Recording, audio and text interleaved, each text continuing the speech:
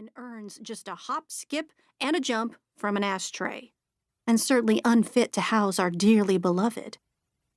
$50? Mama scoffs. Come on, honey, how about 20? What do you think firm means? 25. 50, firm. 30.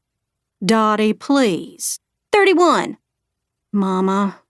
She holds tight to her purse handle, the way a child does with a blankie or a grown man does with a Skoal can. Poor thing. Took me almost 4 hours with traffic to get home from Nashville. Come to find her haggling over the price of a faux marble sandbox like it's Redneck Antiques Roadshow. Can't you see we's grieving? She says. Everybody who comes to the half-off Passaway Depot is grieving. I can't be making exceptions just 'cause Earl fished my hand out of a garbage disposal that one time. He could have left you. I'm sorry, Mrs. Spoon. Mama's lip starts to quiver faster than a hand trapped in a garbage disposal. The town's taking care of just about everything. The flowers, the music, even the obituary. All we have to do is get Daddy to the church before the Elvis impersonator arrives. What with Mama indisposed, I guess this leg of the journey depends on me. Fine, just the baggie then. What? The Ziploc, please. I'm afraid I don't understand. Can we get him to go? Mama sits quietly in the front seat of my Jeep, the bag of Daddy on her lap. I remind her to put on her seatbelt and think, damn, a little snow would be more than welcome at this point.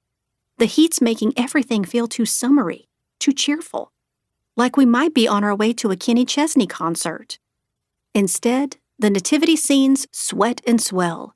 Jesus threatens to melt altogether, and I roll down the window in defeat. Your hair's got long, Mama observes. I guess so. And school's going fine? Same old, same old.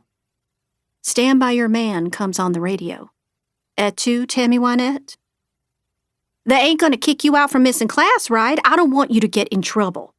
I worked it out with my professors. It's just, at Easter you said you couldn't miss. It's fine, Mama. We pull into the driveway, where a gaggle of garden gnomes smile like it's just another day. I don't suppose Cracker Barrel makes morning gnomes. Mama wipes her eyes. Just let me freshen up and we'll scoot.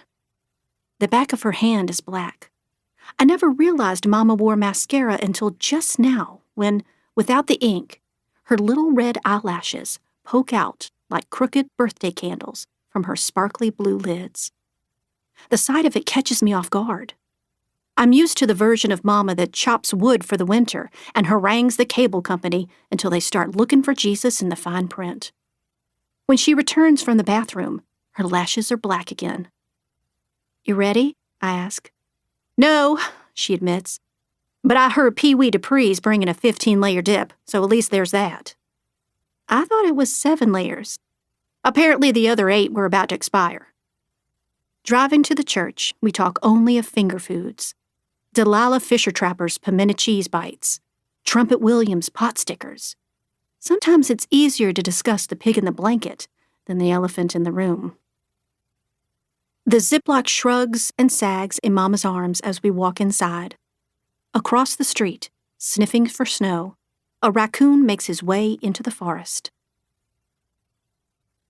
The eulogies run long. Damn near everybody in Critter County has waxed poetic about Daddy's bravery, his affinity for pork rinds, and the weird mole on the back of his neck. But there are still a few toothless stragglers who want their turn at the podium. Pageant of rascals, they talk until well after midnight. Mama and I are fast asleep when Mrs. Heller, the mildewing librarian, jostles us awake with an illustrated history of the volunteer state. I thought y'all ought to have this, she offers. The blue of her glasses picks up the blue of her hair. Pink lipstick cracks along her lips. And is that a brooch or a belt buckle pinned to her sweater?